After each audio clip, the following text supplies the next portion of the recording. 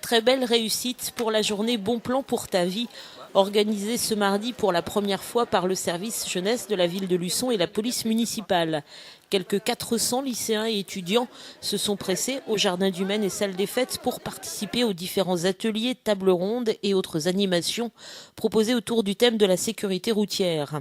Au jardin d'abord étaient rassemblés tous les acteurs de la sécurité, des assureurs pour les constats, à la prévention routière pour la signalisation, en passant par la gendarmerie qui informait plus spécifiquement sur les stupéfiants, la Croix-Rouge sur l'alerte et les gestes des premiers secours, ou encore la police municipale sur la vitesse et les radars. Parmi les stands également, celui de France Adot 85 qui milite pour le don d'organes. Chaque année en France, 4000 personnes décèdent par manque d'organes et plus de 15 000 personnes sont actuellement sur la liste d'attente. Un enjeu que Karine connaît bien suite à une longue maladie. Elle a en effet été greffée du cœur et des 2 poumons il y a tout juste un an. Oui, juste un an aujourd'hui, le 18 octobre 2010, on m'a appelé à 4h15 dans l'après-midi pour me dire soyez entre 6h, à 6h, soyez à Nantes pour la greffe. Donc là, j'ai téléphoné à mon ambulancier, il m'a emmené. C'était grand jour.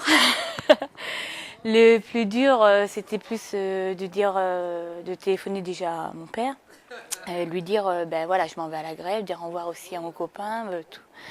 Parce que on ne sait jamais si on revient ou pas, malgré que j'étais prête depuis longtemps, parce qu'il y a très longtemps que j'étais prête. Mais le jour J, quand ça n'attend pas, ça reste toujours un peu flippant, comme on dit. Du jour au lendemain, on ne sait pas à qui ça peut arriver, on ne le souhaite pas. Moi, je ne le souhaite à personne par où je suis passée. Oui, c'est important d'avoir cette carte, parce que au moins on sauve les vies, quoi. Autre témoignage tout aussi touchant, celui de ses 2 parents, Corinne et José, qui en octobre 2002 ont perdu leur fils de 14 ans, Maxime, fauché par un chauffard. Depuis, ils témoignent pour rappeler aux jeunes et sans cesse que la route peut être dangereuse et que personne n'est à l'abri d'un accident. On est rentré dans l'association d'une part parce qu'on ne voulait pas que Maxime soit mort pour rien, parce que c'est tellement ridicule de mourir dans ces conditions-là. Et aussi pour venir en aide à d'autres personnes qui subissent malheureusement les mêmes choses. Et aussi, comme on avait notre fils de 14 ans, on veut surtout faire de la prévention dans les écoles, dans les lycées, dans les collèges, pour leur dire que même à cet âge-là, on n'est pas invincible. Il ne faut pas croire que la vie s'ouvre comme ça et qu'il ne nous arrivera rien.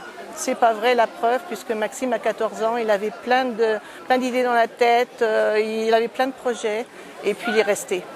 Donc il faut qu'ils se rendent compte aussi que la vie c'est important, il faut la préserver, il ne faut pas faire n'importe quoi.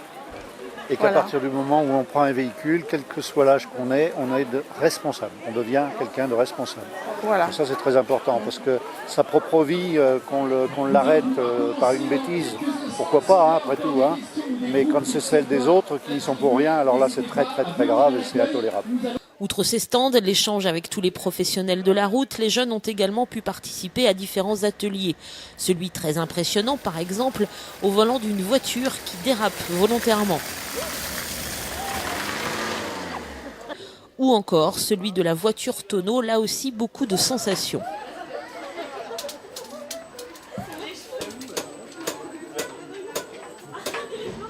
Je pense que c'était très sympa. Les sensations étaient assez cool. Après, je pense pas que ce soit vraiment ce qui se passe. Les gens n'ont pas vraiment la tête à ça quand un accident arrive et je pense pas que ce soit aussi drôle que ce qu'on en a pensé, quoi. Et puis pour que les jeunes s'investissent au mieux dans cette journée sur la sécurité routière, les étudiants de Pétré et du lycée Atlantique tenaient également des ateliers, comme celui-ci concernant le handicap. Les jeunes se sont donc essayés dans un fauteuil roulant à un parcours ponctué de questions. Une façon de mieux appréhender cette problématique du handicap, y compris d'ailleurs pour les jeunes qui tenaient ce stand et qui auparavant n'étaient pas forcément sensibilisés à ce problème. Moi personnellement, pas forcément, parce que dans mon entourage, je connais personne qui est handicapé moteur. Donc je ne m'étais pas forcément posé beaucoup de questions sur ça, mais c'est vrai que ça permet de voir vraiment comment c'est la vie tous les jours. Vous avez votre permis ou pas ? Oui. Et oui, c'est vrai que ça pourrait m'arriver à moi aussi, mais je ne m'étais pas vraiment posé la question avant. Même chose pour les étudiants de Pétré qui, eux, ont fait tester à leurs petits camarades les lunettes qui simulent une forte alcoolémie. Un sujet qui n'est pas forcément évoqué dans leurs discussions. On va plus faire des plaisanteries avec, mais quand on est responsable quand même, on va faire attention quand même. Les risques, surtout au volant. C'est plus au volant qu'on va faire attention. Au permis, on tient quand même au permis.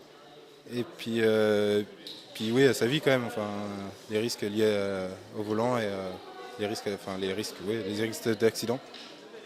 Facile à votre âge dans les soirées parfois de dire non, je bois pas parce que je conduis? Un verre, c'est plus dur, mais après on arrive à s'y tenir quand même. Le SAM, ça se fait souvent se respecter. Bref, autant de témoignages et de simulations tout à fait passionnantes. Mais est-ce suffisant?